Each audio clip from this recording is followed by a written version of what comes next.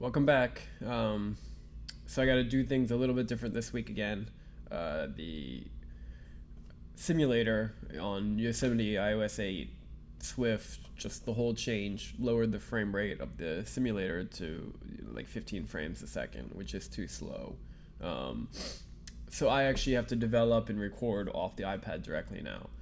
So you've got a full screen me, and I will have to do some post editing to um, put the iPad footage and the code footage in. Uh, anyway, so one of the big accomplishments that had to happen at some point is the 64-bit support for the iPad and making it work on modern devices. I was just previously working on the iPad 2 simulator just because it was small and fit nicely on my desktop. Um, that actually took like 2 almost 3 days of just playing with a lot of errors of you know int or double cannot be converted to CG float, all that sorts of nonsense. So basically, I had to standard all my functions to return CG floats. That seems to fix most of my number problems. Anyway, it works now. It loads on the iPad. It runs smoothly, like 60 frames a second. So that made me happy. Um, Aside from that, we're about 80% ported to Swift now.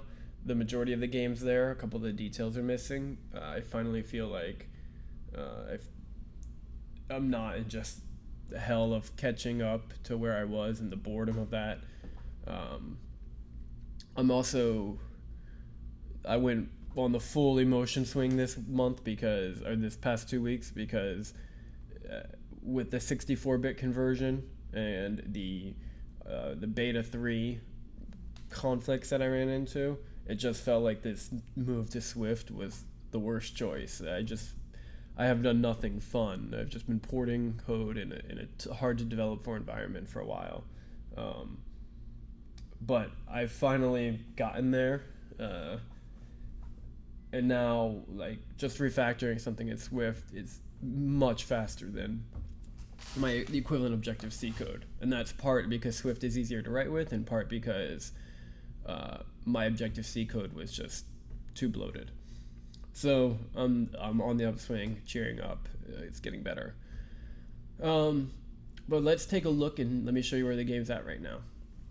Spawn these guys, make a catapult. Um, Soldiers come out. The gate works again. So combat works. A change here with combat. Watch the archers. Each arrow now is a physics object and it actually has to hit the enemy. Whereas before it would always hit. The arrows were just a visual thing.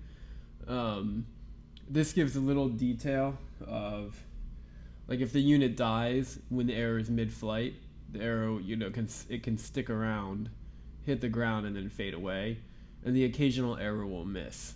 I'm playing with this just as to see if it helps immersion at all. The catapult's working again.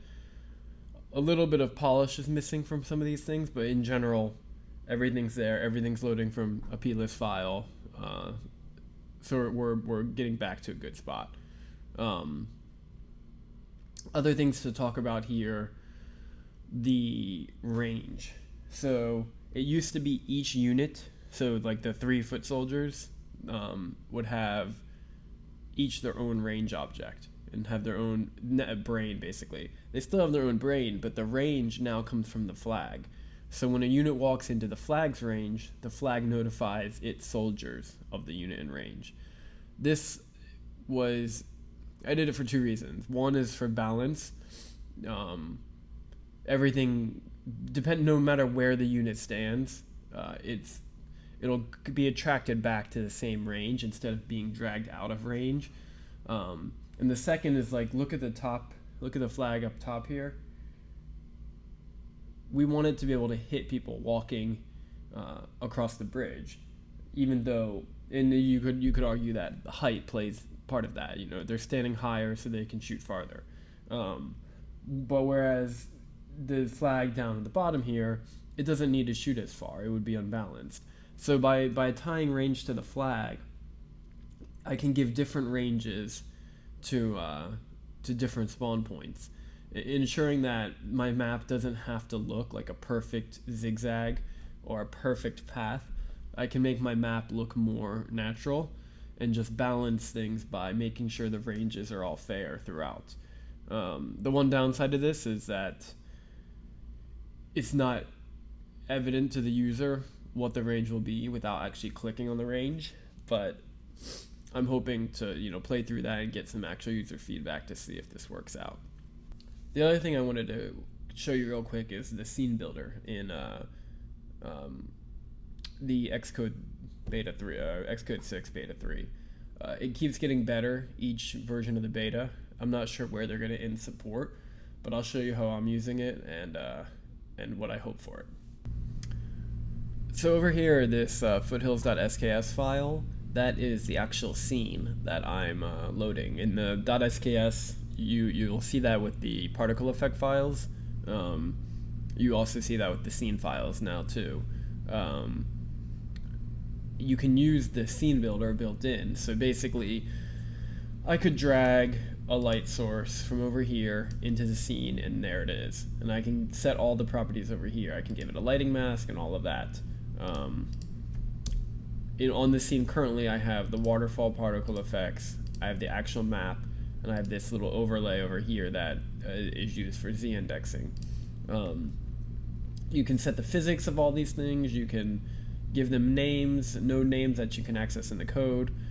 You can drag in your sprites. You can do all sorts of stuff.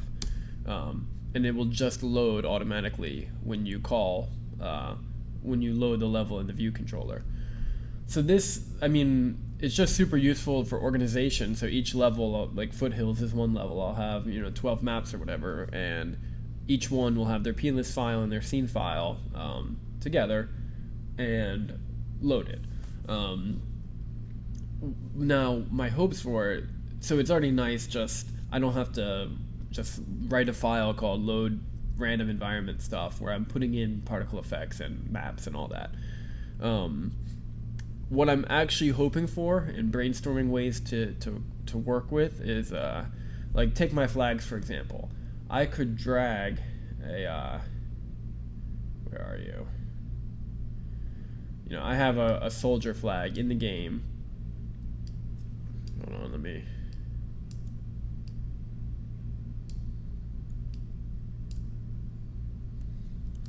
What did I do there? There we go. I have in the game, it's right there. And I read in from a plist file to place it there. I would love it if I could start placing everything with this scene builder and gradually removing stuff out of the plist file. Now, there's two problems, and we'll wait to see where the scene builder gets. Problem one is there's nothing to indicate that this should be a flag object in my code. And a potential solution to that is for me to give it a name up here and call it melee flag or archer flag. And then in my, when the code is initialized, just do scene dot, elements with name melee flag and then initialize the flag. That would work except for the flag has more information about it. It has a range and it says where should the unit set spawn, where should they go. And there's no way to put in additional information about something in the scene builder. So that's what's stopping me from really making this. How most games you need tools to help you build the game because you get tired of working in JSON. If I could somehow squeeze this to avoid having to write my own tools or to make development faster, that would be awesome. So I built my game around the hopes, or the rewrite around the hopes that this SKS file will prove useful to me. Right now it's just minorly useful, and we'll see if it becomes just awesome. But anyway, just wanted to show you guys what it looks like.